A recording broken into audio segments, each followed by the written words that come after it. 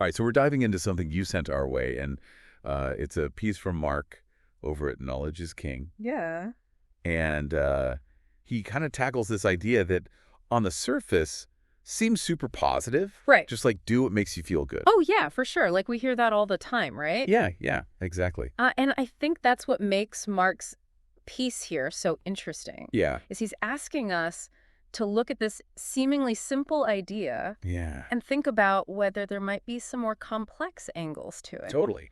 Potentially even like a manipulative side to it. Yeah. And I mean, the mission here for this deep dive, I think, is to try to unpack that For sure. and really see, what he's getting at. Absolutely. So he starts off and he's like, of course everyone wants to feel good. Right. It's like instant gratification. Yeah. Now, who doesn't want to feel good? Exactly. It's like hardwired into us. Totally. But then he quickly kind of turns the corner, and that's where it gets really interesting. This is where it gets juicy. Is that he proposes that this very focus on feeling good could actually be used as like a tool. Yeah, like a mechanism of control or Yeah, that's right. Yeah. or influence. And what's so interesting here is the way he describes it. Yeah. He's not talking about like outright commands. Oh, okay. It's not like someone's, yelling at you to go do something. Right. It's more about these like subtle influences, these like little whispers that are kind of in the background that shape our desires without us even fully realizing it. Oh, that's interesting. So it's like not a direct order. It's more like just planting these seeds.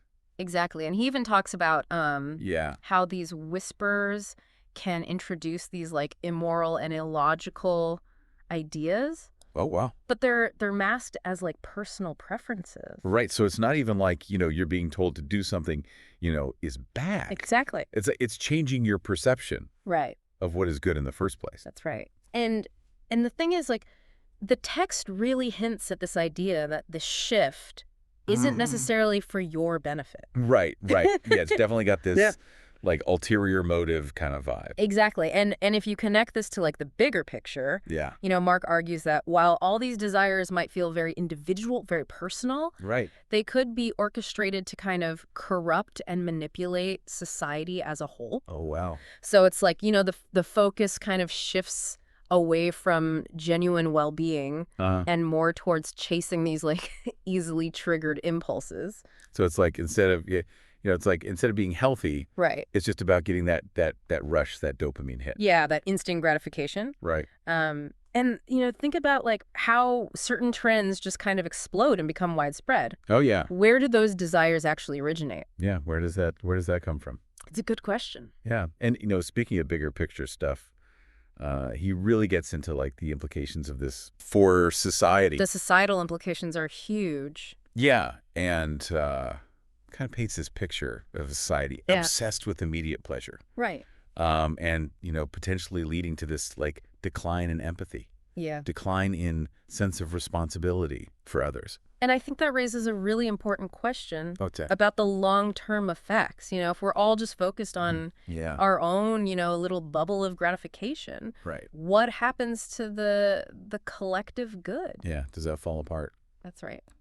That's kind of a scary thought. It is. Yeah. And Mark's text really hints at that, like this potential fracturing where individual desires kind of overshadow any broader ethical considerations. Right. So it's not just about me. Exactly. It's about us. Right. And, he really wants us to pay attention to this. Oh, for sure. He's not just, passively observing this. Yeah, he's got a point to make. Yeah, he's got an agenda here. He's trying to, He's urging us to be more aware of these influences, to really question those feel-good urges, and maybe consider prioritizing something beyond just immediate pleasure. Right. So taking a step back and saying, okay, what is actually driving this? Exactly. Yeah. And is it good for me? Is it good for the people around me? Right. And is it good in the long run? Yeah, exactly. So he's really stressing the importance of like actively thinking critically about all this. Okay, so being deliberate and really thinking it through. Right. And recognizing that, not every urge we have is actually aligned with our own long-term well-being or the health of society as a whole. Yeah. He's advocating for a society that's built on something a little more substantial than just, chasing those fleeting feelings. Yeah, something with a bit more backbone, a bit more substance to it. Something with some staying power. Yeah, for sure. Okay, so to kind of like recap all this, right? The big takeaway from Mark's piece here is this idea that this advice we hear all the time, do what makes you feel good. Yeah. That could actually be like this subtle. Right. But really powerful. Very powerful. Way to like influence behavior. And it could have negative consequences for individuals, but also society as a whole. And I think what's so important about this piece is that it encourages us to look beyond just the surface appeal of our desires, to think about where are they coming from and what impact are they actually having. That's a great point. And I think that's something we can all take away from this. Sure. Really think about in our own lives. Yeah, this has definitely given me a lot to think about. Me too. Yeah.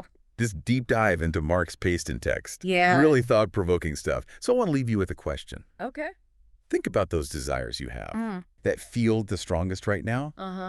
How much of that is really you? Right. And how much of it might be, shaped by these forces? These outside forces. They don't even really realize. That we don't even see. Yeah. And even bigger. Right. What happens if we keep chasing that feeling good in the short term?